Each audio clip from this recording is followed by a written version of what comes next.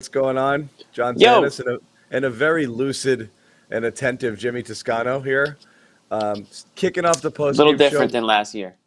The rest of the gang, the rest of the gang's at the Garden doing stuff, and they will Allegedly. be allegedly, but they're going to join us in a bit, and we're going to go for a bit because it's Celtics Lakers, and this was definitely the game of the year, right? Definitely game of the year, no questions asked. Tatum's Yeah, back. I don't know if you guys noticed my name. Tatum's better. Tatum over LeBron. yeah. I did just notice yours, John. He Cantor. Big three for Cantor tonight. I think that's going to be added to the repertoire. So the bad news for Bobby and the Cantor haters is that Cantor is now a 3-point sharpshooter, but we'll get to that Right later. in Bobby's eye. In his eye. Oh, it felt good. Yeah, yeah. Yeah. I do Here have we go. one. I do have Friday one. night, But... Jimmy. Let's go. Let's rock it. I'm afraid to let Josue on because I'm afraid. You As ready? is tradition. He feels good about it. What's up? Don't be afraid. Hey, Well, no, 'cause there he is. sometimes you can't hear stuff. I like your backdrop, Josue. Look where you are. Yeah, look at you, fancy. Are you in the some kind of suite? What's going on over there? I picked a good spot. You know, I said, Yeah. Bobby, we can't be right next to each other. He was like, why not? I was like, nah, man, we can't. So I went all the way Because over you'll here. hear everything. Yeah. Can you Yeah. hear everything? Yeah. You get No. get away No, we're from good. Bobby. His advice is the best advice. I can Always, give you. it's always a good idea, regardless of whether you're Yeah. recording or not. Nah, I'm gonna go stand over here for a little bit. But you're cool. No, Josue looks good. Jimmy, Josue looking like the. Yo, this is Celtics Lakers, man. Get I out can't of mess like. around. You going to dinner after this? What's up? I might. Yeah, you got a date. Yeah. If anyone has a question with my attire, it's Legends. Big friend of the show, Legends. We don't Yeah. have a promo code for you yet, but I bet you they'll be back. So they'll be back. hold on. But Legends, it's very extremely comfortable clothing. Josue was wearing his Wednesday night. Now he's out in public, so he had to toss on a jacket over his t-shirt. Yeah, That might be a are, Legends Celtics t-shirt. Lakers, For all maybe we I'll know. wear a hoodie. Maybe next we are of course brought to you by com.com. LeBron's app. Sorry, LeBron's gonna need it tonight. Little meditation, little sleep. Yeah, You this got- is let me tell you LeBron. something. You This got to is take one Good this thing- one news, off. LeBron. This Yeah. is one thing I don't like about LeBron. The second that game was over, he was heading for the tunnel. Everybody daps and pounds by center court. After an L, LeBron was gone. Nowhere to be found. He dapped up a couple fans on the way out, and that was it. He was livid. I felt like this was kind of the LeBron game, comeback game, where he sort of coasted a bit, right? Especially on defense. He sagged a lot. He was just sort of like that help defensive guy. And I felt like he thought that would be enough. I felt like they overlooked someone like Schroeder continuing to do what he was doing in the first half, and that carried over. Crap. They overlooked Tatum, right? By the time they started finally double teaming, And there goes him, the it was read. too late. You know? We just goes the glossed read. our sponsor. You just trashed the owner of our sponsor, Josue. First, let me get the There promo code there in, goes the sponsor. then go on everybody. your LeBron take. This is how we do this. Okay, we've Yeah. done enough We of bleep these, that right? out. Can we just bleep that out? You- Our good you friend saw- LeBron. You saw me just literally I'll press the other button. He was rushing to go Yeah. use the Calm app. He wanted to use the Calm app right away. Yeah, well, good Okay, news for too LeBron. late. is You he can't get bring this one back. 40% off. For Good news, 40%. LeBron. I tried. 40% So off head to premium subscription. calm.com/garden. No, thanks, buddy. Good way to good close out. No, you're right though. Look, I was thinking about it too, Josue, in terms of like also on the 40% bench. off. On the bench, he's like, ah, ha, ha, ha, Yep. you know. He didn't want to Like, sit down. There's a front runner mentality that comes with being, like as great as LeBron and Anthony Davis. And you can remember we dogged Tristan Thompson last year for we're playing for something bigger. Regular season doesn't matter. Yeah. When you're LeBron, you can have that attitude, and you can carry it a little bit different. So he's a front runner in the sense of like, if my team's gonna play like such dog shit like they did tonight, then I'm out. I did my part. I came back. This wasn't it, Yep. and let's just move on to the next game. So the Celtics are just friggin' just running by them. And how about Westbrook? Man, like close to nothing out there in terms of just scoring. Like they needed it in a big way in that second half. And Who he does disappeared. this? Is this Bobby every time? Every time Bobby enters the room, we It go is into that probably- weird mode. It's like his wrestling entrance. It's his default, right? All of a sudden, You doing? glass shatters and Bobby changes. Yeah, There you you go do. again. It happened Bobby, again. Bobby, Bobby stop it. changes all the. I gotta slide over now. The camera's not on. I kind of like Killing it. me. Oh, it's the worst. The kid's Josue, what was killing the me. scene? What was the scene in the I'm Garden dying tonight, because man? John says Bobby stop it, like he can hear him. Like, no, stop doing this. He can hear me. He's there. He's fiddling around. Just get further away from Josue, kid. You stay over there. My bad, Can Jimmy. we What you get said? can we get a man on the street perspective on what the hell was the Garden like tonight? You get Celtics Lakers with the Oh full man, stadium tonight. it was unreal, but it was in the sense of I don't want to say the crowd was split, but it was something like I don't know 70-30 or A almost lot of even Lakers 60. fans.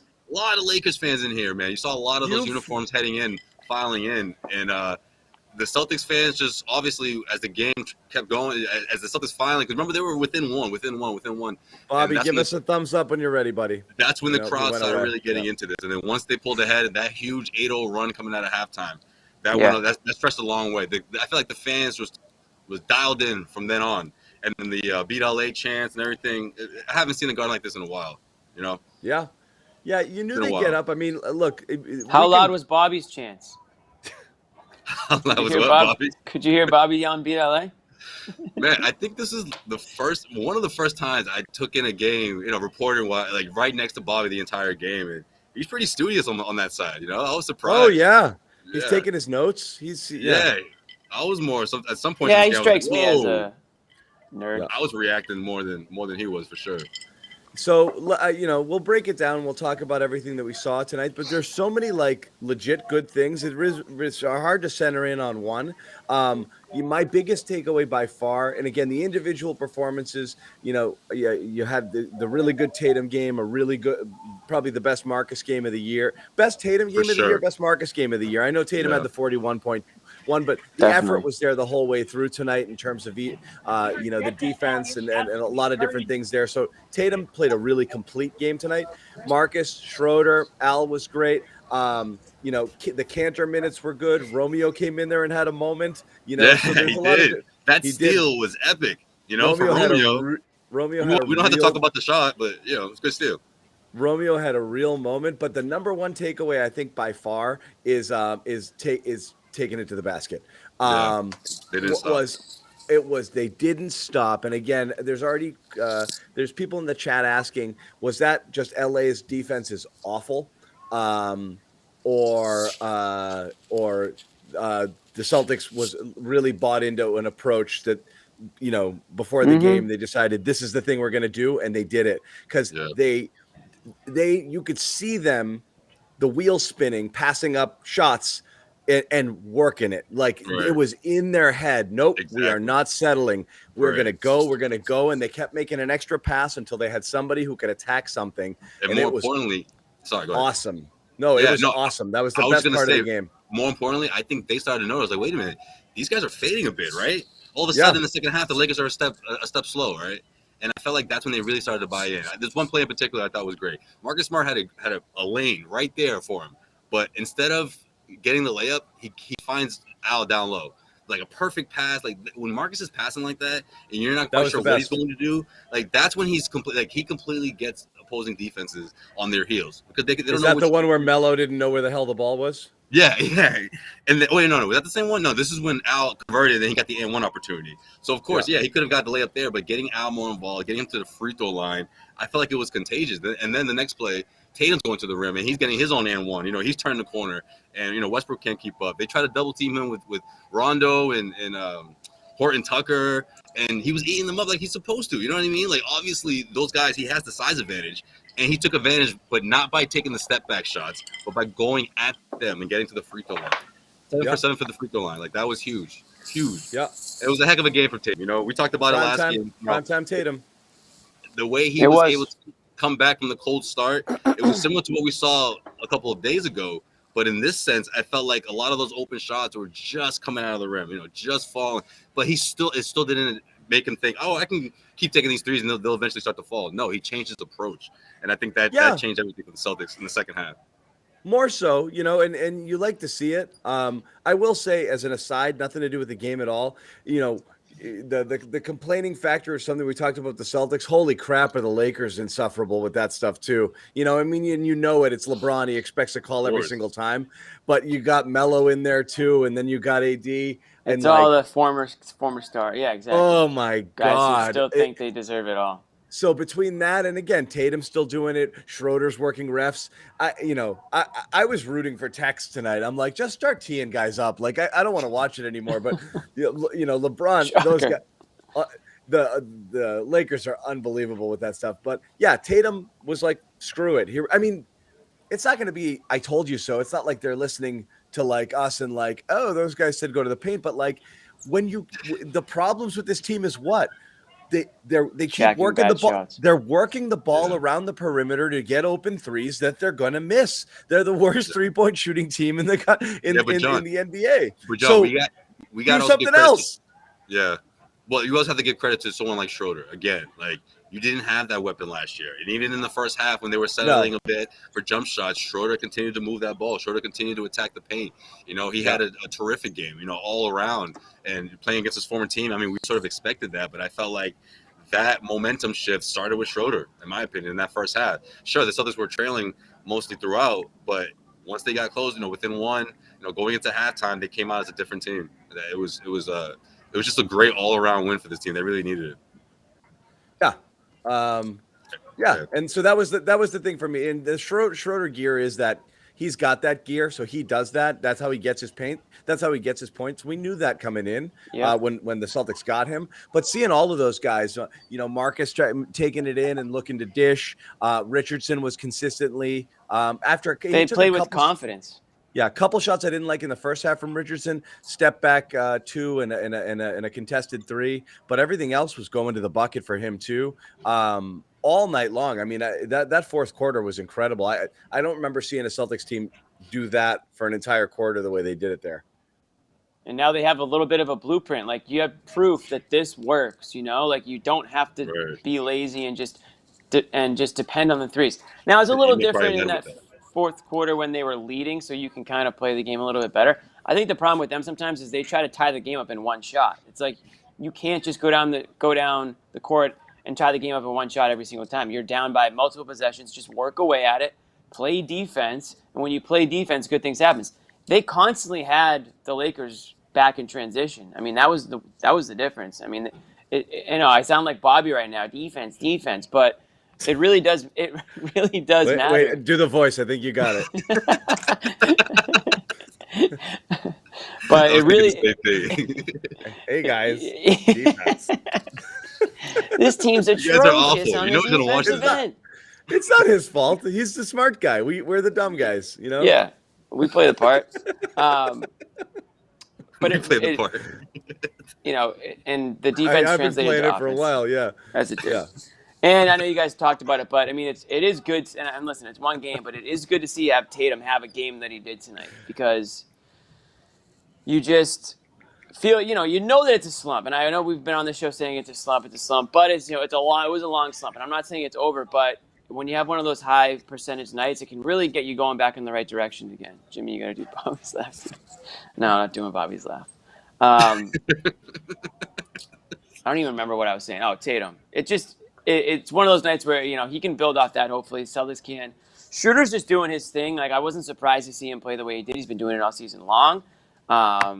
And I really do think he sets the pace out there a lot of times when he's out there. Guys have to keep up. Celtics players have to keep up, which is nice because sometimes, they get caught in that half court, walk up the ball and all that stuff, and it leads to a rushed 3 at the end and a miss. So when Schroeder's kind of slicing and dicing his way, that can open things up elsewhere. So great game from him, and Smart, as you guys mentioned, had probably his best game of the season as well. So I don't know if it's because it's the Lakers are in town or if something clicked, but it was just a different sort of team tonight. Yeah. Once I changed Bobby's name, and we're back. My God, he did it again. I can't stand this kid. How is he doing that? I don't know. I think when he goes to put in his name, like Bobby, I think you're hitting something when you're putting in your name. There he is. Look at that. I don't know why it keeps doing that. It is doing it when I come in. It is the professor. Glasses in the are house. off. Glasses are Bobby, off. Bobby, we were talking about the points in the paint and the commitment to driving there. Clark Kent to Superman. I know we texted about it, and I know you tweeted about it as well. But like What did it look like to you that they were like, wow, the Lakers suck at this and this is what we got to do to score? Or there was just a mind shift from the team going in that we are not, like, after so many poor shooting performances back to back to back to back, missing all these open looks, they just said to themselves, we're going for it. Like, we're attacking, we're changing our philosophy. We're no longer the 3-point shooting team. We are going to be aggressive and we're going downhill. I saw that from Smart. I think he definitely set a tone in that regard late in the first when he kept getting downhill for those 10-footers, the floaters, all the different things he did there. A couple and ones in that first too. So that's definitely where it started. I think that approach by him, as the point guard, really set a tone tonight. And this was probably his best performance ever in that regard. I was looking at the stats. In terms of his volume, this had to be his most efficient night ever, and going downhill was a big reason for that. Otherwise, I think, they just drew bigs out of the paint. That's why I put that up there, but go ahead. They drew a ton of bigs out of the paint throughout this game, Davis and others, and there were wide open lanes to the paint. You saw again and again, Schroeder got switches on Melo, blew right by him. He was blown by pretty much everyone in this one. So the personnel was there for them to really attack. The Lakers are just kind of sluggish, feet in the mud. No one was moving their feet defensively or doing much of anything on that end. So it was kind of the perfect storm here. But the approach, John, as you say, 5 threes until garbage time in the fourth. That's all they took. Everything else was in the paint. Yep. It was unbelievable watching it because they never do that. This was one of the lead shooting teams, within 5 feet, within the entire league through this game. And this is going to definitely bump them up in that regard. 56 points in the paint. Like, it was, you don't see this from the Celtics. Like, this was awesome. But the Lakers average is about 50. This is this is a problem for them. Their defense has been really, really bad this year. And again, it's been with, kind of weird personnel because they've had guys in and out. But the Lakers have not been good at this season, so I think they sensed a weakness. You don't want to see them revert back to it because, like I said, it did seem like it was a real area of focus where they were passing up shot opportunities, it felt like, to make an extra pass, to get to somebody, to find their matchup, or to find somebody who could attack, and they were attacking nonstop that whole fourth quarter, and I mean really much of the game. And that's what they needed to do. You're missing threes, change the approach. 38 free throws. 38 free throws is insane, right? He gives them the flexibility to shoot these mid-rangers too, which is good. I just feel like it was always easier said than done. I told you mid-range is coming back, but go ahead. Because points in the paint. When they're frustrated, when they're in their feelings, so to speak, that's when they revert to bad habits, and that's exactly what we've been seeing. I mean, there's a lot of those games that they lost in the first couple of weeks of the season that it was just like they couldn't control themselves. It was like they would go back to those, open shots or hero shots, and seeing these guys come together the way they did against this Lakers team. I mean, obviously both of these teams went into this matchup as mediocre records and still trying to find their way, but this is a heck of a win because the Celtics, again, to come from behind and do it, obviously the national televised game and TD Garden Friday night, like the beat LA chants, like all that stuff is just it goes back to what we've been saying all season long, right? Like, show some pride, man. This is where you go out and say, okay, Celtics, Lakers, we're gonna put it all out on the floor there. That's exactly what they did, in my opinion. For 48 minutes, which is something we haven't seen all season long.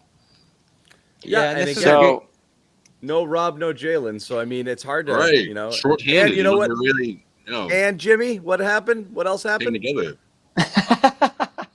Sparky didn't make a shot and turn it over, but oh well. I think we were. Somebody said, Jimmy, do you like Neesmith over Richardson?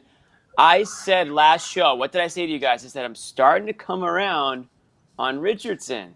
If we've ever had to do a group apology, Cam, it would be on Richardson. It would be for sure. I was thinking every single one of us, and a lot of fans too, were dead wrong, and all of us were in the Neesmith over Richardson camp. All of us. Even last show you said play the kids. But because the shooting was killing us because we didn't, that really it was you want to play them for a different reason. Yeah, it's not because you think that they're better. It's just you want to see what you have. But yeah. I already pretty much admitted last show. I was like, I'm kind of doing a 180 on Richardson. He's just a solid, dependable veteran who does what you need him to do out there on both ends of the court. I originally thought he was just going to do a lot of nothing, and he was just going to kind of be a guy that was just there. And I think we all kind of thought his shot was a little bit of a liability. But hand up, wrong. I mean, I'll admit it when I'm wrong. I've never not admitted it when I'm wrong. So No, that's just me. Yeah, so in this case, listen, right now it's Richardson. Am I giving up on Neesmith completely? Yes, I am. No, I'm just kidding. Not yet. Not quite. Not quite. Okay, but I don't really have much to go on with that other than I'm just refused to give up on him yet. But yeah. It's Yeah, Richardson he's right getting now. more opportunities Richardson on was the dribble, which is really where he's comfortable, right? Like he's a ball handler, and that's where he's going to create for himself out of. He's not a catch and shoot guy. He's an okay cutter, but creating for himself has been where he's gotten it done. Transition in this game, good looks at the rim. You look at his percentages since the Dallas game. It's like 6 of 12, 5 of 9, 2 of 6, 4 of 6, 5 of 10, 5 of 11. Just throwing out efficient nights. And, he's been an okay 3-point shooter for them. Richardson led the team in plus minus tonight. You know who was second, Bobby? Who was it? I'll let you guess. Was it Cantor swallowing up the boards? He was all right. Your man Cantor, plus 21. Cantor in there taking all the Jabari minutes away. Yeah, but he didn't say anything to LeBron about his tweet, though. I know that was kind of. I was hoping there would be something there. Maybe he said something and we didn't hear it. ESPN did. LeBron can't say anything there because he's gonna get. He doesn't want. No, I meant them two to each other. Yeah, I mean 1-on-1. Yeah. No, I think he wants to not engage because he doesn't want there to be a moment because he doesn't want it to be called out. Because Cantor's going to repeat whatever he says. So yeah, that's true. Oh yeah, he's coming out. But so confirmed. LeBron is scared of Cantor. Confirmed. Yes, he did not want that smoke. He did not want the Cantor smoke. Clearly, he wasn't anywhere near Cantor. Plus 21 tonight. So not for physical reasons. I feel like he don't want the backlash. You don't want this. You don't want the whole package. He's not trying to become a hashtag. No, he does not want it. I thought for a minute, by the way, I thought Romeo was gonna boof it on LeBron. When he had him in the corner, clamped him. No, he had him in the corner and he went to the basket and it ended up being a foul. But that Romeo had a nice little run there. That Romeo moment when he went out on LeBron, he wasn't scared of him at all. He got up on him. Yeah. All the way up to half. LeBron did the little back pedal to half court to set it up, and Romeo's like, "I'm coming with you." That was great. That was a good moment. I like that a lot.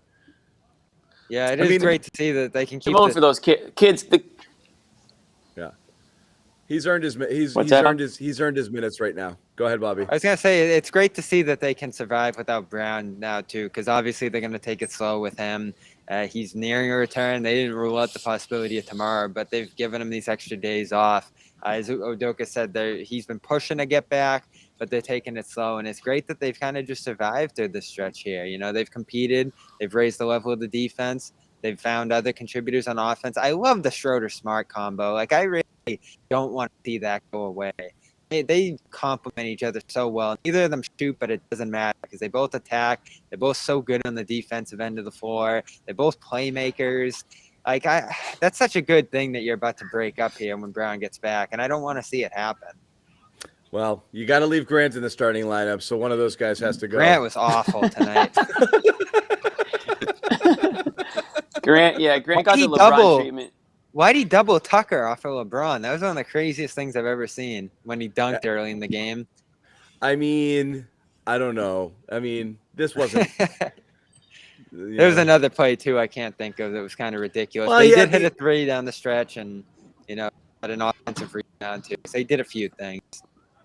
I mean, it's a really tough situation out there when, Dave, those guys were looking at Grant like he was like he was like they were starving and he was a sandwich. They were like, "Oh my God, I'm going after that." Their eyes were this big when Grant was on the floor. How can I get switched on to him? How can I get, I thought Davis was going to score 70 points tonight when things started out there. He got rolling that first.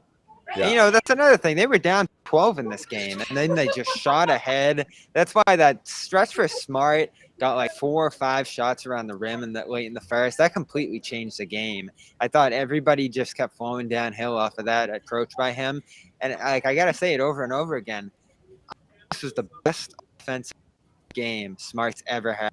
Yeah. Just his approach, his efficiency. It was picked his spots from three, playmaking. He did it all. And he was great defensively, too. I mean, Smart is really starting to put together a good season. He started so slow, but he leads the league in steals, had that double on Davis early, active with the hands. I mean, like I said, him and Schroeder are a great complement for each other defensively in that regard. And finally, like, we've been waiting for this forever. Don't just launch the three when you get open. Go downhill, create some second-level attacks. Yeah, work it, get to the basket, drive and kick. I mean, he did everything. And the shot selection was literally exactly what you would like to see there. You know, not just jacking threes at every opportunity, you know, at a time where it makes sense. He only had two attempts, you know, the rebounds, the assists. I mean, he was just everywhere tonight, you know. And he can draw 5 free throws every game. He's starting to hit them as his career goes on. If you could have this Marcus Smart, or 80% of this every single game, you would have no complaints. This was outstanding. Mm-hmm. Jason Tatum is the second youngest player with a 35-point, 10-rebound game in the history of the Celtics-Lakers rivalry. Ooh, it's the rivalry, dude. We knew he was going to get up for this one. Behind, anyone know who he's behind? Vern Mickelson. Oh, good Vern Mickelson. Great player. I don't know if he was on the Jumbotron, but I wouldn't have noticed He's up there with the Mickelsons now. That's my stat of the night. Okay, thanks, Jimmy. What else you got? ESPN. I found that on ESPN Stats and Info. No, you got the mic now. You go. No, that's it. Ime Udoka on Jason Tatum's big night. We stressed making quick decisions. He holds it at times, and they load up. He did it from everywhere tonight. He got off the ball, which he's done all year, just trusting his teammates. That's from the Celtics CLNS Twitter account. You guys should all follow that if you don't. Thank you very much, Jimmy.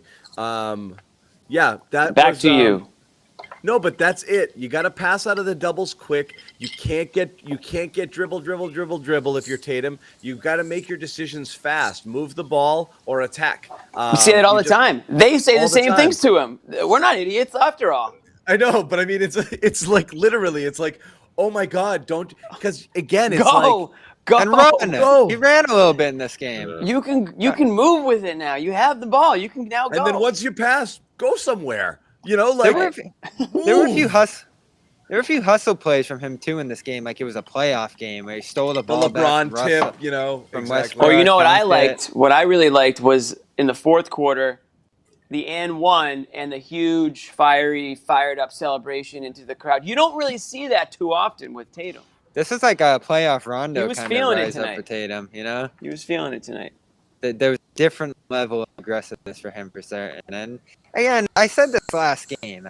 We can use any excuse in the world, and there's quite a few for him for this start. But at the core of it, he was just playing bad. He needed to play better, and you've seen at times he's been capable of having some massive games, and he's done it. And finally, this was one of his vintage performances. I love the pass to Horford in the second half. Passing's getting better. I know John doesn't love talking about it, but he's making progress in that regard. He had a nice two-man game in the corner with Horford. By the way, have you ever seen a basket called back? That was so weird to me. The process, the whole way it unfolded was weird. It was the right call, but it was just strange how that happened. I've never seen that happen. He was standing out of bounds, and then just on the side, they were like, "By the way, take that basket away," and everyone was like, "What?" They'll change 2s to 3s on those type of plays. But I've never. But to see it come off the board was weird. Yeah. No, Bobby, we joke about potential assists, but I almost texted you during the game because Tatum had a couple.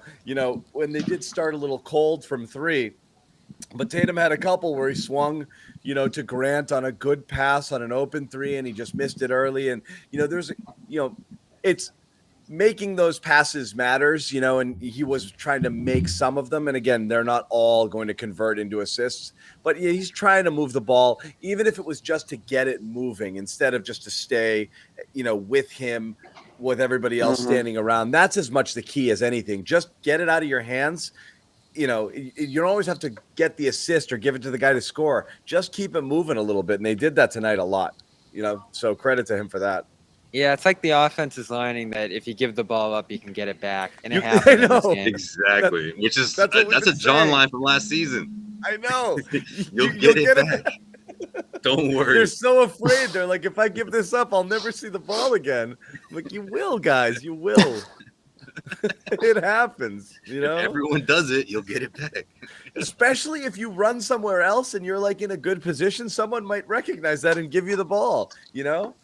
But yeah, no, that was good stuff. What else do we like tonight other than the Tatum comeback, the Smart? We talked about Schroeder. Bobby, any other observations? I was gonna go Schroeder revenge game. He was so good. I know you guys probably talked about that a little bit. Jimmy loves it. Where's Sherrod at? Sherrod gonna be on tonight? He's coming. He had a Bleacher Report obligation. We were gonna save the Schroeder stuff for him, but we can do a little now. I don't see anyone else who really sticks out. I said I like the length minutes. Cantor was all right. And you got more than all right minutes on the stretch from Grant. This was a 4-man show though. Richardson, Smart, Schroeder, Tatum, and Schroeder. Like, it amazes me. He's shooting close to 70% at the basket this year. Yeah. His efficiency down there on drives is just mind-blowing. Soft touch, but he blows by guys. The speed's incredible. He went past Westbrook a couple times like he was standing still. It was phenomenal. He's so fast. I think it was either Richardson or Jalen. I'm telling you, when he turns on the Jets, it's game over. One of the Celtics players we were talking to earlier in the year said he's one of the fastest guys they've ever seen, period, in this league. And you see it, like the way he just blew 2-3 steps. He might be faster than Rondo. He's the fastest guy alive. I think he is. Yeah, he leaves guys in the dust. We saw prime Rondo. Schroeder might have a gear beyond that. That was always the comparison when Schroeder was just coming up into the league. The German Rondo then is now kind of like Schroeder now. They're still very similar players to this day. I mean, I think maybe Rondo was maybe a little craftier or something. He's a little bit maybe better with the ball. Much better passer. Yeah, much better passer. Better ball handler, worse shooter, even though Schroeder's not a good shooter. But like similar styles in a way. They're both kind of fiery out there. Speed guys. Fiery guys. Coming into the league, he mentioned Rondo was someone that he used to sort of mirror. I think that's where the comparison came from, Josue. Yeah. Well, they always used to get into it with each other too.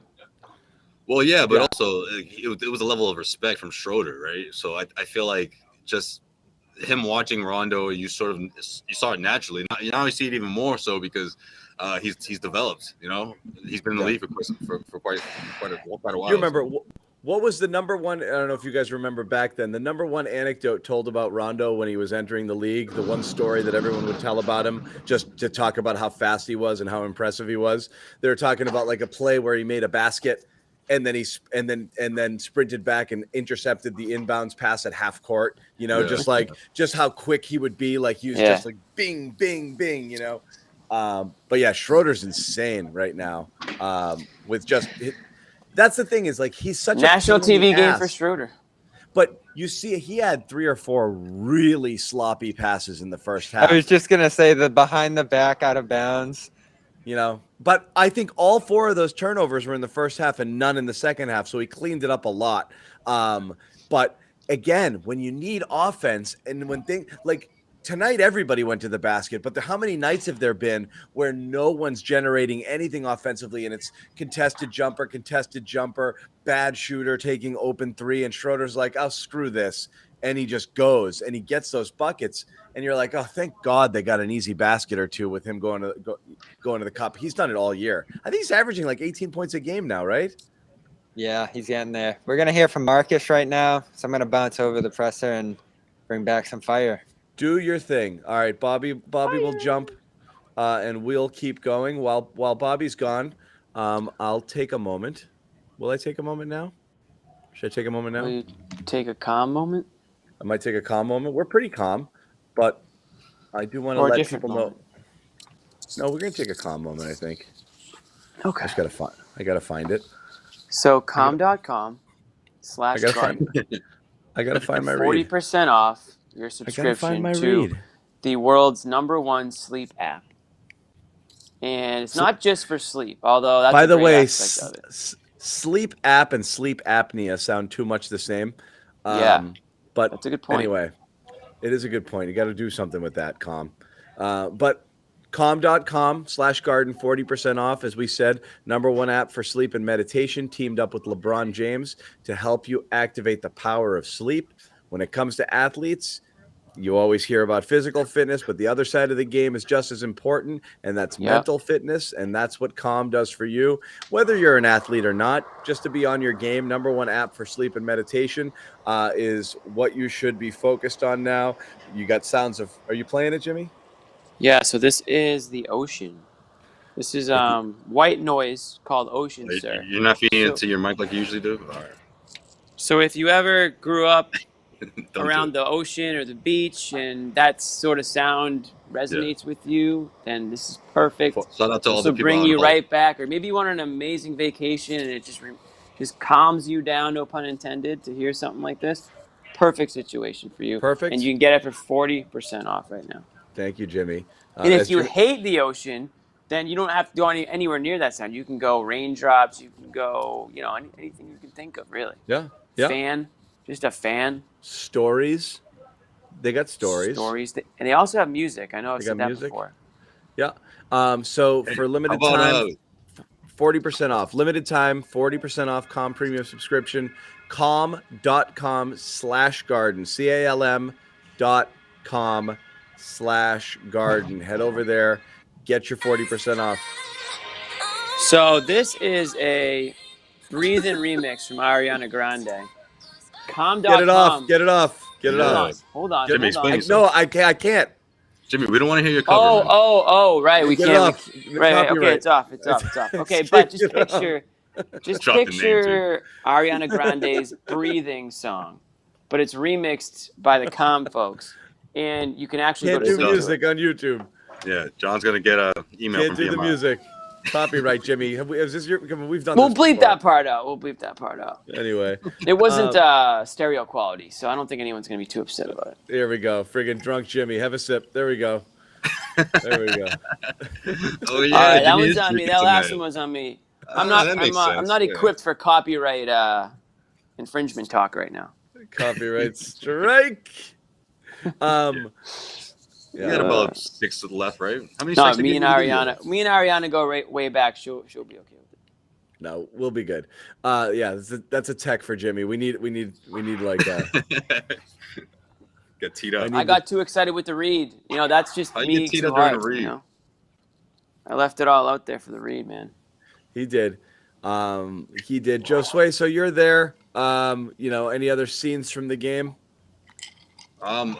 Aside from the atmosphere, I mean, obviously Bill Russell on the screen and Paul Pierce, and the crowd went crazy for that. And again, I think it's great for this team to see that, because they have to get back to having that Celtic pride. I really do think that's relevant. And I'm not saying, I know we were joking around the other night about, Tatum, man, does he even wear any Celtics apparel if he's not at work?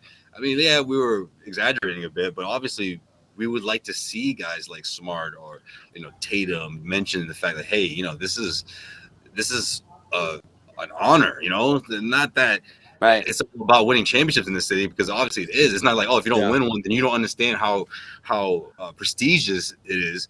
But I think they should learn to still waiting, but they should learn to a certain extent of like what those banners truly mean above you, right? And I feel like games against the Lakers like this, or any game nationally televised, when you're on the spot like that, like you want to see them respond like the way they did tonight. So it's really encouraging for me. It really is, especially in front of cool. in front of legends like Pierce and Russell. Did Pierce must have got a good ovation? Oh yeah, from everybody. I hate to say it, but I feel like the ovation was louder for him than Bill Russell. But yeah. Oh, the new fans. The old like who's this guy? They play the old the pump up. Come on, guys, let's make some noise. Like the old Pierce video, like not even from the Big Three era. This was like that looked like an 02 video, like one of those old school ones. Like, so yeah, man, it was a lot of Friday night at the Garden, Celtics Lakers. It was just that feel to it, where everyone was just Bill like, Russell right. was this crushing peanut M&Ms. I don't know if anyone saw in the broadcast. They got him absolutely housing a big old bag of peanut M&Ms, which is a good choice. To be completely honest, it's underrated. Yeah, it's very underrated Canadian history. The Pinot ones. I wonder how many bags it takes to really satisfy a guy like Bill Russell. I mean, he's a big dude. I mean, one little bag. What's that? It's like a can of soda. You know, if Shaq opens up a can of soda, like, is that really? No, you know what? I don't know if you've ever seen the pictures of Andre the Giant I have. That's drinking actually beer. crazy. Oh my God! If you haven't seen It looks fake. it's like he's holding, like it's like these little cans of pineapple juice, like Yeah, exactly. but his hand is like, and he could drink like 120 of them, but there's like that. He's like, I can't get drunk. I'm on beer 50. It's unbelievable. There's a big debate on what the best. Bobby, don't touch anything. I don't want it to go crazy again. Okay, just Bobby, touch everything. Back. All right. What's the best M&M? Again. What's the best peanut M&M? Peanut butter. So I heard that recently, and that was kind of surprising to me. I've never really gotten in. I've never What's really funny is bought a bag of peanut butter. Peanut butter M&Ms are the best by far, and they're so much better than their counterpart Reese's Pieces. It's not even close. I guess that's crazy. Yeah. Guess for killing time until Sherrod comes, huh? Reese's Pieces thought they cornered the market. Then M&M was like, Jimmy no, we can do that too. I got a question for you guys. How was Paul during the broadcast? Did you guys check out the ESPN or did you guys watch the local? I was on ESPN. I was on ESPN. I hate to say it. Oh. No offense to the local guys. I like to get the national perspective when I can sometimes. No offense to the local guys, I just like to get the national perspective. That's all. Oh, speaking of ESPN, I got a Jalen Rose story. It's a little teaser right there. Go ahead, Bobby. This was the case last year too. I think John and I have talked about, but the national people have loved the Celtics this year. They're high on the defensive potential of this group. I think us, including I, actually a little bit lower on them. You had some people ranking them 3. Bobby Marks, I know Zach Lowe probably had them up there too. So, the National, they've been kind of glowing. I don't know what they were saying about them in this game, but I think they underrated the offensive concerns with this group. And, it's great to see this approach in this game, but do you think this is going to last? That's kind of my question out of this. That was the question we were talking about. Was it a one-off? Was it the moment? Was it the Lakers being so bad? By the way, Bobby did it. He didn't even know it. We were in that weird squeeze box. Was it the Lakers being so bad at defending the paint that the Celtics were able to exploit that? I don't really know. I think it definitely was matchup dependent. Ime even said that. Smart just said we had advantages we wanted to take of in that regard. Probably Carmelo and some of these smaller wings that they were able to go at downhill. Not much rim protection on this team when Davis is on the perimeter. So here's something I noticed too, and Josue and I were talking about this. LeBron wasn't covering anyone. Like, he was just out there floating around. Because I mentioned that a little bit earlier. He was on Grant, and he wasn't respecting it at all. So he's playing free safety, basically. He wasn't on anybody. Because I think Grant was his assignment in the first and third quarter when it was with the starters. So he's like, a little bit off Smart too. He's like, I'm not friggin' defending this guy. He's like, this is so beneath me. I've never been asked to start a game defending a player of this guy's caliber. He seemed insulted by the task. He's like, I'm not doing it. The starting lineups came out, and he was like, no. It was like that old clip of Zion in like AAU where he's going up against like the 10-year-old, and he's like, he loves doing that. Remember, LeBron walked up to Grant and he's like, "Hi, I'm LeBron James. Nice to meet you. Is this your first day?" He turned his back on Olynyk before just throwing the ball down on him in that playoff game. Yeah. Just turned his back, went behind the legs, and then just blew right by him. Yeah. He can be a disrespectful player. But he was like, I'll just guard everybody. He was like, I'm not guarding this guy. I'll just guard everybody. The amazing thing about him, I'm going to cheat off him by not covering him at all. He had a very casual game. All those fadeaways, Davis's fadeaway, like they were just jump shot city here, and that's why they only had 36 points in the paint. They didn't throw a grueling challenge at the Celtics. They threw like one quick blow offensively, but Russell Westbrook was awful again. Just nowhere to find offense for him. Some of these role guys they have, like this Lakers team on paper, a lot of people expected a ton from them. You look at what they got here, and they're going through injuries, but it's a Western Conference contender to me. There's better teams out there. They might figure it out a little bit, but I never saw them going to the finals. Just too many old brittle pieces. It's not 2 names. Herman. Herman Gomez. That's I was wondering what you were laughing at. That's his new name, Herman. I'm calling him Herman forever.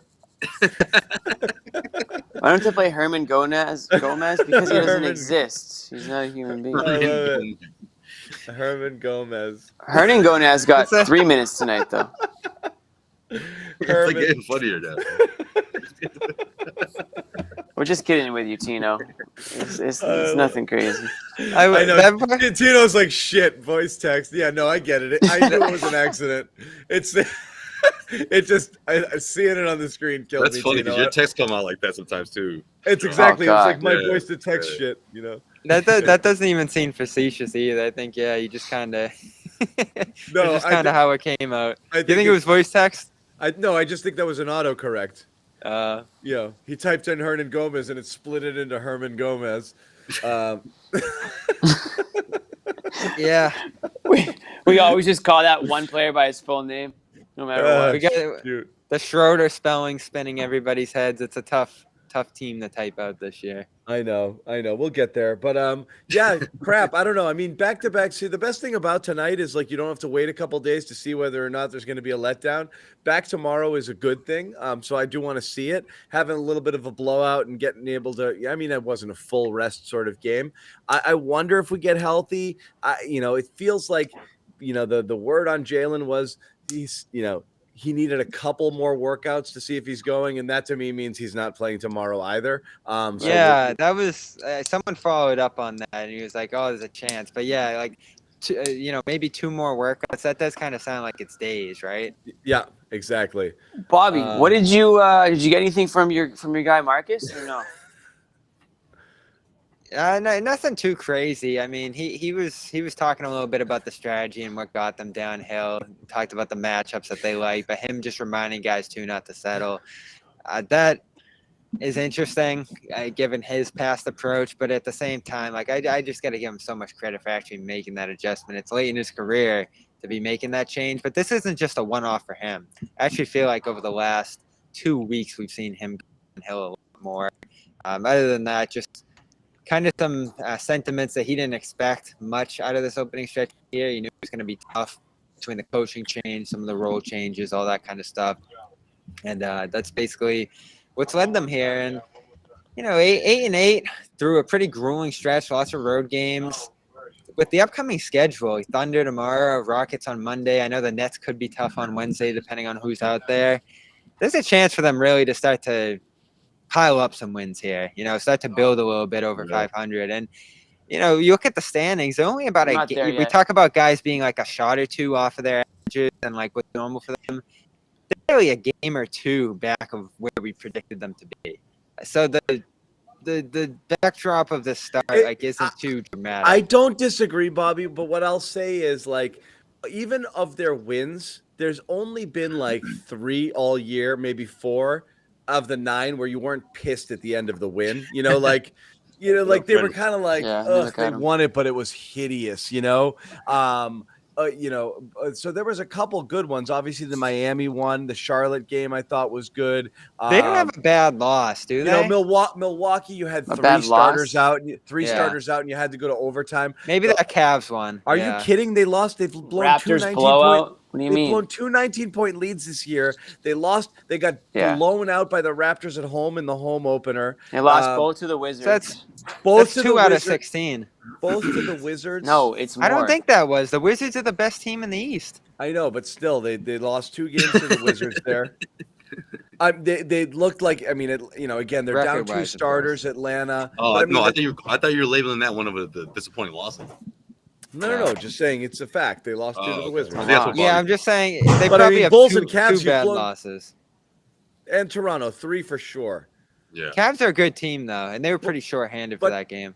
Yeah. 2 19-point leads and getting blown out by Toronto in your home opener. Those were 3 very bad losses. Yeah, that Bulls loss was like horrific. But the Bulls are, like a team you lost to that you should have absolutely beaten. Like if they go and lose to Houston on Monday, that's what I mean. Okay. They did have a tough time with Houston in that game. It was another ugly win, but they scrapped them out. they've had a tough schedule to start this year is kind of my point. Lots of tough games on the road, weird road trips. It's not the excuse or the explanation for what's gone on, but I think it's a factor that's gone in here. And as they start to pile up more home games, it's a bad schedule to start, bad injury luck as well, a series of overtime games. The story could be totally different. And yeah, we even said it last time. They could easily be 10-6 or 11-5, and the narrative would be totally different because they'd be squeaking out some games and surviving. And that's you do hate that though, because that was kind of the story of last year too. That's what last year felt like. They survived it, and they were 11-3, and we might have gotten a little bit of false hope with the team. So, we'll see what they turn into. But you're right. You want to pad your stats here, get a little bit healthy versus some of the bottom feeding teams, and then just be. My God, I mean, we've done it again. Your starting lineup or whatever you wanted it to be of Rob, Smart, the Jays, and Horford have played like zero time together. I mean, I don't know how many minutes, but somebody put it out there today. It's so little time. Again, we're right back where we were with this. Like, how can you establish an identity and get into any serious rotations and figure out who you want to be when you can't get everybody on the court at the same time? It's ridiculous. Fortunately, I do think they have an idea. They're going to keep rolling with that double big lineup, and it's been fairly successful. But anyway, we're going to hear from Dennis right now, so maybe we'll get something more interesting from him. Oh, you think so? I'm kind of. Yeah, I love how Schroeder pulled up with the shades on in the Did he? The winter hat. Yeah, that's his thing. He's been doing it a lot, especially when in games like That's this. his look. Yeah, that's his look. But yeah, look, this homestand, to Bobby's point. Oh, Marcus Smart had a look. He had like a Christmas look going tonight or something. I just think it's possible, that this team could actually turn a corner in the sense of just putting together some wins and throughout this homestand. Maybe they drop a game or two, but for the most part, I think we're gonna just off of this Lakers win. I think this is something they could really build off of. I mean, if LeBron didn't play, different circumstances, in my opinion. I mean, regardless of how LeBron's not 100%, but the fact that he was out there and I think that means something to these guys. I think it meant something to Schroeder. Obviously playing against his former team, but this is the kind of win that can galvanize this team. And I'm not saying that they're gonna take off of the races from here on out, but just for this homestand, I would love to see this team really start to pick up some momentum. I would also. I want to see something. And again, you've got the 4 home games in a row, and you've got 2 of them against. What's the 4th one against? What do they have? They have the Nets, Thunder, the Nets. You get the Nets on Wednesday, the day before. No, Thunder, Rockets, Nets. No, Rockets and then Nets. Yeah. OKC, Rockets, and then the Nets right before Thanksgiving, which is fun. So this is a good stretch for them to see what they have. Before. Did Bobby leave again? Yeah, Bobby left again. Yeah, he wanted to go see Schroeder. Oh, all right. We'll hang till Bobby gets back here, and then we're going to wrap up the show. We've gone a bit, and we have another one coming back tomorrow, so there's more stuff to talk about for sure. But, definitely. Jimmy, I know we spent a lot of time killing Tatum for the expectations. How confident are you that this was anything more than a primetime, I'm going to show these guys it's the Lakers sort of effort? And any concern, we're back to, the back and forth inconsistent that we've seen? I wouldn't say I'm concerned. I mean, I've always believed that Tatum, the talent is there, and I was never really concerned that he lost his shot or he's too strong now to shoot. No. That just never made any sense. I thought it was approach based, but yeah. Yeah. So no, I mean it's always a good thing when the shooter breaks out of his slump like that. And now, is he going to go drop 35 for the rest of the homestand? I'm not going to say that, but the efficiency was there tonight. The aggressiveness, the intensity. It was everything you wanted to see in your superstar player you saw tonight in Jason Tatum. So I would like to see that more often. I mean, I think there are going to be nights where he doesn't show up in a way that people are just going to question and say, why is the inconsistency still happening? But more often than not, I think you're going to see a guy that's going to be more reliable on the offensive end and give you just a full court basketball, both ends.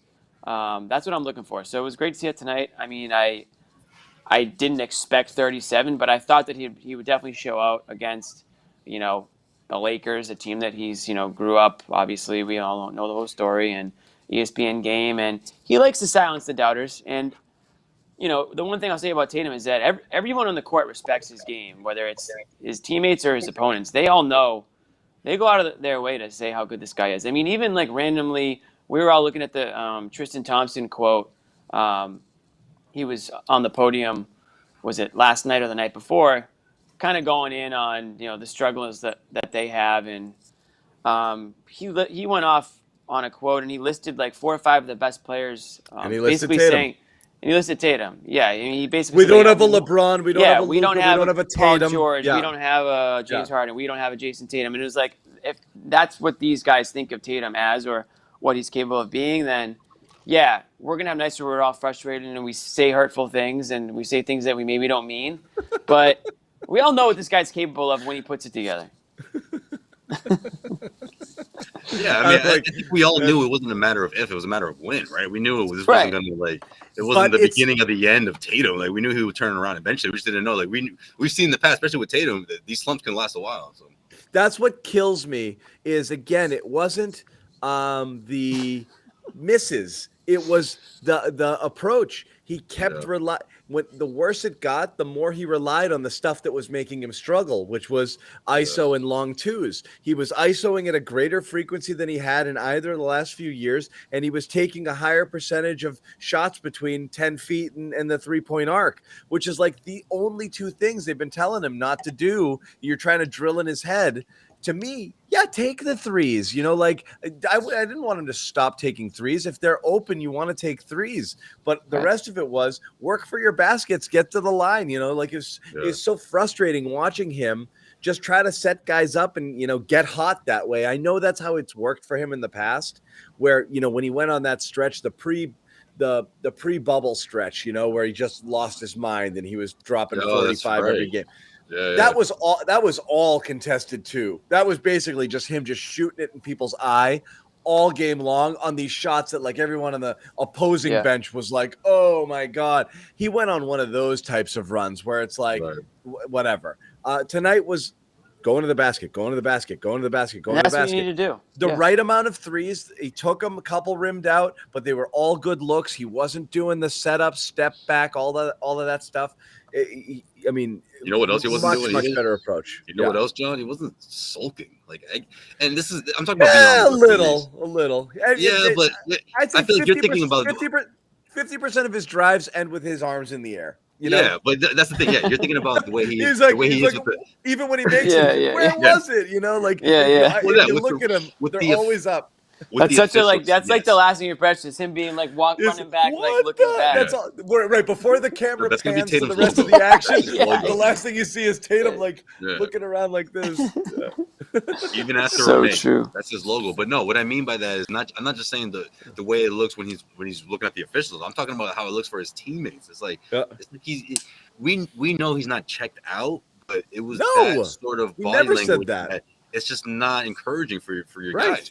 Right. Just evolve. Just grow past it. Right. You got to be a veteran. You can't do that. Which you can't is why do the complaining. You can't do the sulking. You just got to be like, head down and go. Exactly. Yeah. But it's that's contagious. the reason why I liked his last outing, right? Because I felt like he did that less. He just stayed with it and he stayed focused and he just tried to get himself out of it, do other things to be productive, right? If the shot wasn't falling. Whereas the other Tatum from last season would force the issue, or the Tatum from last week would shoot his way out of a slump instead of trying to find other ways to score or find teammates. So anybody see if LeBron was asked about Cantor? I haven't seen any LeBron quotes here. I don't know if he's so yeah, I think that was really important. I really do. And then you look at how everyone responded and the way it was all put together today. This is exactly what Ime has been trying to do for it seems like the last couple of weeks. See these guys turn that corner without Jalen, and in this instance, without Robert Williams either. Yep. That's somebody's sending me something. LeBron James on Enes Kanter. He did speak about it. Someone's watching. I think if you know me, I don't really give too many people my energy. He's not going to be someone I give my energy. He's always kind of had a word or two to say in my direction. I see him in the hallway. He blew right by me. Yeah, whatever. Hey, Sherrod's tweet was interesting because if Cantor was really wanting to address him, he walked right past him. Sherrod tweeted that video of them two, and like, look, I don't expect him to be like corner him and be like, listen, I need to talk to you about something. But I thought he would say something, but I guess he didn't. LeBron's right in that regard, but at the same time, he's not trying to have that conversation. Like, come on, LeBron. Like, he's trying to protect. No. He's trying to protect the rep. The bottom line. At the end of the day, that's what it is. LeBron doesn't want to have that conversation, right? No, there's no way. Right. It doesn't end well for him, no matter what happens throughout that conversation, because Ness is going to be transparent. He's going to share that whatever he says to him. Yeah. Yeah, no doubt about it. So anyway, I think Cantor, they're and the ESPN broadcast, credit to them, they did bring up the situation between the two, which I didn't think they were going to do, just because of the ties that they have. And they showed the shoes, which I didn't think they were going to do. They showed the shoes. They talked about it in a little bit of detail. Actually televised game. Like, this was a good opportunity for if Cantor really cared that much to say something. They must have had a real editorial conversation behind the scenes on this, which is like we're not worth S as a journalistic entity if we absolutely don't mention this. Like, it is embarrassing to not say something. They were all prepared for the whatever they said. They were all prepared to say something, so that was a discussion. Yeah, they did flip it in the end. They flipped it on Cantor in the end. They basically blamed Cantor for going that route and not talking to LeBron directly about it. Going to the public, you mean? Yeah, exactly. And I guess that's kind of what LeBron's saying too, is like, you want to talk to me, you can talk to me. But at the end of the day, what Cantor's doing is he is bringing publicity and knowledge awareness. Yeah, thank you. That's the word. That of what's going on. If he goes up to LeBron James one-on-one and tells him how he feels, that's the end of it. Nobody finds out. Nothing comes of it. So he's obviously going to go this public route because it's for the greater good. He probably knows at the end of the day that LeBron's not going to hop on a plane with him and go see what's going on over there. But he's generating discussion, and people are more and more, I guess, interested or looking into what's happening over there. And there's a lot of, the NBA is not the only hypocrite. There are a lot of hypocrites involved in this situation because so much of what we do here day to day is tied into China. So, not everything, but there's just a lot of things that go on day to day that you're depending on China about. So it goes well beyond LeBron James in the NBA. Yeah, and I get the message was you're going to be about that, and you're going to be about human rights struggles and X, Y, and Z and causes. Right. Like, don't forget these guys. Right? It's got to be all people, and I think that's where the message is. It's like, guys, don't turn a blind eye to stuff. We're making money here, and I mean, NBA's got a problem, but the ESPN thing, I was very surprised because, like, I thought they were going to try to gloss over it, and they, like I said, they clearly had a legit editorial discussion beforehand, which they kept it newsy, which was the good. Journalists in the room must have been like, we cannot not do it because we lose all rep. You can't ignore it. And they would have. Yeah.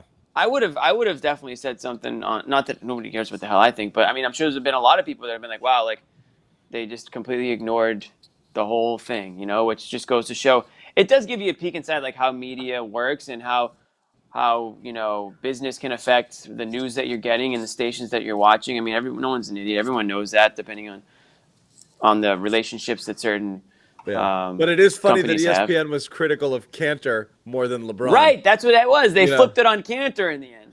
Yeah, which is funny. Is like, well, he said these things, but maybe Doris Burke went to bat for LeBron in the end. Maybe he should, because LeBron's their hero in bread and butter. Going back to what Paul Pierce said about his ESPN experience, which is like, It sucks, man. All you got to do is talk about how awesome LeBron is, Right. So he's over there on the other channel, telling his stories. But, right.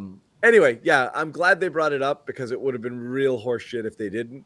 So they brought it up. I hope that. I mean, I don't think it's going away. I mean, Cantor's going to keep doing his thing as he should, and I don't know if LeBron's ever going to comment. Bring on it attention or not, to it. Keep doing it. I don't. LeBron. If LeBron's ego gets a little bit bruised by it, so be it. Cantor's doing the right thing. I want to know if Cantor will get the Kaepernick treatment at the end of the season. If another NBA team will sign him, or if this is his last deal. NBA will say, stay away. You won't see him again. Yeah, I never thought about that. You're right, John. Yeah, this is it. There's no chance because, I mean, this is how it works. Like, if Colin Kaepernick was Pat Mahomes, he'd be playing football. But because he was a fringe player, everybody blacklisted him. And that's what's going to happen with Cantor. He's not worth it. He's not considered, unless he's in Portland, I guess, he's not considered valuable enough to a team to take on that they don't want to deal with the whatever back, right. you know. But it's not right because he is still good enough to play in the NBA, 1,000%. So if he isn't in the NBA next year, he's blacklisted. That's my. There's no chance. It's exactly that. People are not going to want to. Portland doesn't bring him back. It's like, all right, he's not playing. It's a wrap. It's a wrap. But you know what though, Cantor will definitely stay busy. I feel better. He doesn't need the NBA. You see it in every sport. Certain guys get away with stuff because they can still play. Other people, whatever. Oh yeah. And so this is the end. You already seen it. I mean, association with a team is enough to knock you off the air in China. Daryl Morey moves from Houston to Philly. Philly's still not on the air in China. Well, Celtics are toast, it's Philly and Boston. Those are the two teams. So wherever Cantor goes next, that team's gone. So. Yeah, anyway. That's a good point. Yeah, that team, whatever. So anyway, I think Bobby's gone. Sherrod not going to make it. Tatum's up right now.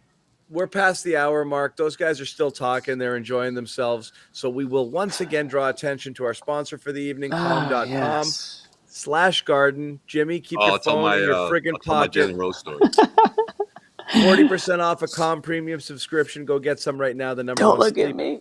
Number one sleep and meditation app. That's what you should do with the Calm app. Use one of those beats and do a cover of a song. Well, we said Calm has sound effects, music, and stories, and we're gonna let Josue end today's show with a story. Go ahead, Josue. Oh, well done. Oh, it's not that big a deal, but I guess it's one of those you had to be there moments. He's been trying to tell his story. His Jalen Rose. He did. Story. He left a cliffhanger on us. You're right.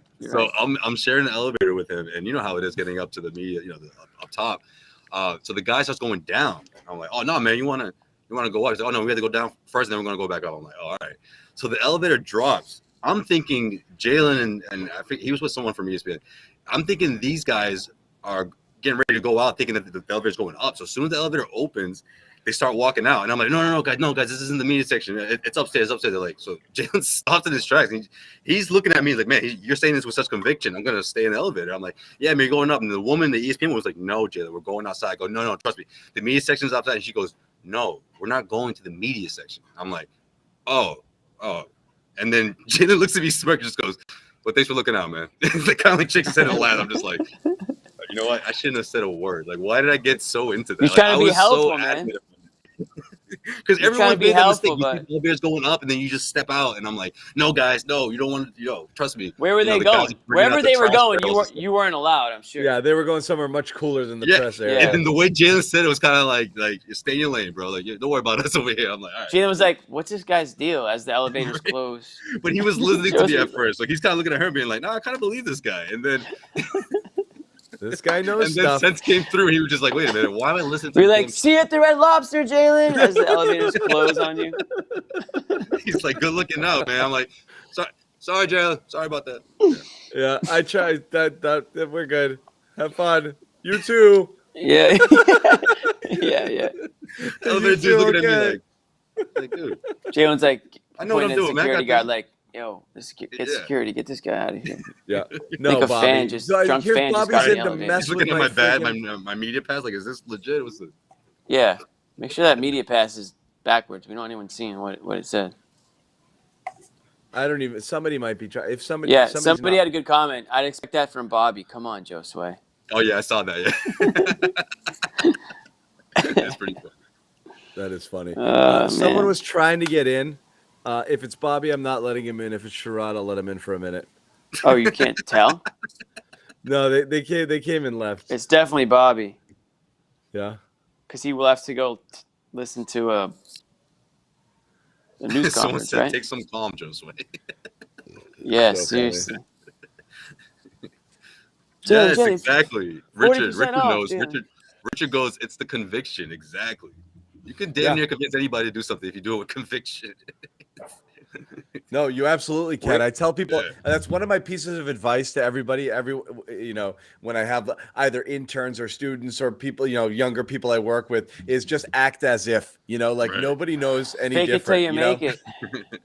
There's one great this is a random thing, but like Like there's a Jada movie. looked at me for 2 seconds and he stopped dead in his tracks. He's like, I'm not getting out this elevator. This guy's serious. Like, There's a movie called The Jalen, Paper. no, there's a bomb out there. right? No, there's a Michael Keaton movie called The Paper where they're running a newspaper, and it's pretty good cast, like Glenn Close, Randy, the Crazy Quaid, whichever one that one, Randy Quaid, I probably started in college. I don't know. Robert Duvall, blah blah blah. And there's one thing where he wants to go into a police station, and they can't be there because they're trying to get a story, and he just walks right by and he just goes, "Hey, what's going on? Good to see you," and just walks right by the front desk, and he turns to his guy and he goes, "There's not one building in America you can't get into with a clipboard and a confident wave," So back in the day, that's how I That got. guy knows where he knows where he's Yeah, going. he's like, "Hey, how are you? What's going on?" They're like, "Whoa, that guy clearly is supposed to be here." So, That's how you got to get like when there's an open seat that's way better than your seat, like at a sporting event or concert. You just got to act like it's your seat. Don't make any eye contact. Be confident about where your seat is at. Like, oh, there they are, right there. And just there's your seat until somebody boots you out, and then you have to pay. Oh, this is not my ticket. Yeah, you're right. Oh, shit! Oh, totally. Bobby, it's 17 rows up. My bad. Bobby, we're trying to wrap. So we'll give you the last say here. We're in the interviews. Anything you like? Anything that? Who are you wearing? Who are you wearing? Huh? just go. Just go. That one went over my head. Anyway, That's all right. Yeah. We were in with Tatum. Just talking about schmoozing with the All-Stars and feeling like and stuff like that. Yeah. What was he trying to do with the FaceTime thing? Who, Tatum? Yeah. Who was that? Was that Deuce? Who was it? I don't know. I didn't catch it. I was bouncing back and forth between LeBron and Tatum. I saw on Twitter that it was Evan Turner, I think. We heard some of it. Oh, okay. I don't know what he was doing. LeBron threw the fist at Kander there. The most damning line to me, he walked by me in the hall and didn't say anything. So, LeBron, we wondered how he was going to approach it. Basically, pinning it on Kanter, not addressing the specifics of the accusation. Yeah, I got no time for this guy. It's almost like what they're talking about isn't the story. If you make the story about, this guy and whatever beef, like it's not about the beef. It's just about the guy. So he makes it about Kanter. This could be anything. This could be about something that has nothing to do with human rights, Yeah, so he's avoiding the topic because he doesn't want to discuss the topic. Right. He can go at Kanter for not coming up to him to talk about it man to man or whatever you want to say. So yeah, and depends how the question was asked too. Yeah. Yeah, he was essentially asked what his reaction was to Kanter wearing LeBron on his shoes and using his likeness to criticize. But that's not the question. That the question should be: Do you think what he's saying has any merit about you? Right. Then it's a much tougher question to answer. But when you tee him up for the question that's going to be able to swat away Kanter. Hey, what do you think of Kanter wearing your face on his sneakers? Get? Right. Yeah, right. What do you think of this guy?